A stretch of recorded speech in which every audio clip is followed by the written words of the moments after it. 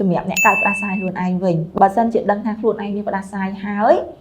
ការពារធ្វើមិនកុំឲ្យចម្លងទៅអ្នកដទៃគួរតែពាក់ម៉ាស់ខ្លួនឯងបើដឹងថាខ្លួនឯងផ្ដាសាយធំមានប្រឈមខ្លាំងពេលខ្លះអាចនឹងនៅផ្ទះឬនៅឆ្ងាយពីគេអញ្ចឹងពេលកណ្ដាស់គួរតែធ្វើបែបនេះបើសិនជាពេលហ្នឹងយើងអត់មានម៉ាស់យើងខ្ទប់កុំឲ្យទឹកសបោឬទឹកមាត់ឬទឹកអីទូចរបស់យើងហ្នឹងវាឆ្លងទៅកាន់អ្នកដទៃហើយយើងត្រូវតែអាសាលាងដៃឲ្យបានញឹកញាប់ហើយនៅពេលដែលយើងកណ្ដាស់យើងអីហាមមិនឲ្យយកដៃឬមកកៅអីអស់ហ្នឹងយកមកប៉ះច្រមុះយកមកប៉ះភ្នែកយកមកប៉ះមាត់ហើយពួកពេលហ្នឹងវាអាចឆ្លងទៅបន្ថែមទៀតចាអញ្ចឹងសង្ឃឹមថាវីដេអូនេះនឹងជាសារដ៏ល្អទៅកាន់បងប្អូនរបស់យើងដើម្បីថែទាំសុខភាពខ្លួនឯងឲ្យបានល្អទាំងអស់គ្នាចាសូមអរគុណ